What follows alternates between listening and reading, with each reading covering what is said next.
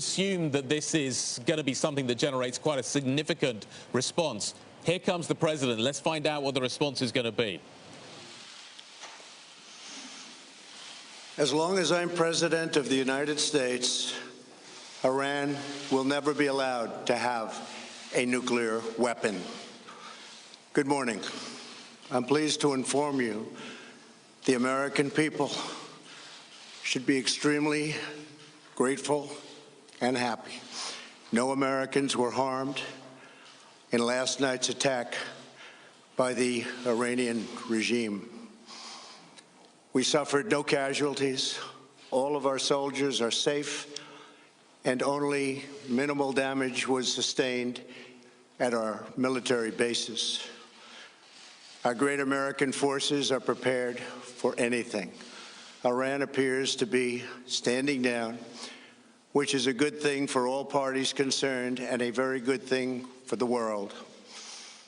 No American or Iraqi lives were lost because of the precautions taken, the dispersal of forces, and an early warning system that worked very well. I salute the incredible skill and courage of America's men and women in uniform. For far too long, all the way back to 1979, to be exact, nations have tolerated Iran's destructive and destabilizing behavior in the Middle East and beyond. Those days are over. Iran has been the leading sponsor of terrorism, and their pursuit of nuclear weapons threatens the civilized world. We will never let that happen. Last week, we took decisive action to stop a ruthless terrorist from threatening American lives. At my direction, the United States military eliminated the world's top terrorist, Qasem Soleimani. As the head of the Quds Force, Soleimani was personally responsible for some of the absolutely worst atrocities. He trained terrorist armies, including Hezbollah, launching terrorist strikes against civilian targets. He fueled bloody civil wars all across the region. He viciously wounded and murdered thousands of U.S. troops, including the planting of roadside bombs that maim and dismember their victims. Soleimani directed the recent attacks on U.S. personnel in Iraq that badly wounded 4 service members and killed 1 American, and he orchestrated the violent assault on the U.S. Embassy in Baghdad. In recent days, he was planning new attacks on American targets, but we stopped him. Soleimani's hands were drenched in both American and Iranian blood. He should have been terminated long ago. By removing Soleimani, we have sent a powerful message to terrorists. If you value your own life, you will not threaten the lives of our people. As we continue to evaluate options in response to Iranian aggression, the United States will immediately impose additional punishing economic sanctions on the Iranian regime. These powerful sanctions will remain until Iran changes its behavior. In recent months alone, Iran has seized ships in international waters, fired an unprovoked strike on Saudi Arabia, and shot down 2 U.S. drones. Iran's hostilities substantially increased after the foolish Iran nuclear deal was signed in 2013, and they were given $150 billion, not to mention $1.8 billion in cash. Instead of saying thank you to the United States, they chanted death to America. In fact, they chanted death to America the day the agreement was signed. Then Iran went on a terror spree, funded by the money from the deal, and created hell in Yemen, Syria, Lebanon, Afghanistan, and Iraq. The missiles fired last night at us and our allies were paid for with the funds made available by the last administration. The regime also greatly tightened the reins on their own country, even recently killing 1,500 people at the many protests that are taking place all throughout Iran.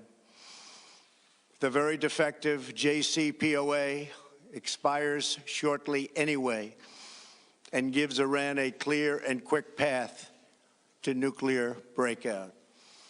Iran must abandon its nuclear ambitions and end its support for terrorism. The time has come for the United Kingdom, Germany, France, Russia, and China to recognize this reality. They must now break away from the remnants of the Iran deal, or JCPOA. And we must all work together toward making a deal with Iran that makes the world a safer and more peaceful place. We must also make a deal that allows Iran to thrive and prosper and take advantage of its enormous untapped potential. Iran can be a great country. Peace and stability cannot prevail in the Middle East as long as Iran continues to foment violence, unrest, hatred, and war. The civilized world must send a clear and unified message to the Iranian regime. Your campaign of terror, murder, mayhem will not be tolerated any longer. It will not be allowed to go forward. Today, I am going to ask NATO to become much more involved in the Middle East process. Over the last 3 years, under my leadership, our economy is stronger than ever before, and America has achieved energy independence. These historic accomplishments change our strategic priorities. These are accomplishments that nobody thought were possible. And options in the Middle East became available.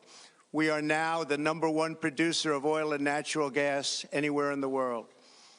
We are independent, and we do not need Middle East oil. The American military has been completely rebuilt under my administration at a cost of $2.5 trillion. U.S. armed forces are stronger than ever before. Our missiles are big, powerful, accurate, lethal, and fast. Under construction are many hypersonic missiles. The fact that we have this great military and equipment, however, does not mean we have to use it. We do not want to use it. American strength, both military and economic, is the best deterrent. 3 months ago, after destroying 100% of ISIS and its territorial caliphate, we killed the savage leader of ISIS, al-Baghdadi, who was responsible for so much death, including the mass beheadings of Christians, Muslims, and all who stood in his way. He was a monster. Al-Baghdadi was trying again to rebuild the ISIS caliphate and failed. Tens of thousands of ISIS fighters have been killed or captured during my administration. ISIS is a natural enemy of Iran. The destruction of ISIS is good for Iran, and we should work together on this and other shared priorities. Finally, to the people and leaders of Iran, we want you to have a future, and a great future, one that you deserve, one of prosperity at home and harmony with the nations of the world. The United States is ready to embrace peace with all who seek it. I want to thank you, and God bless America. Thank you very much. Thank you. Thank you.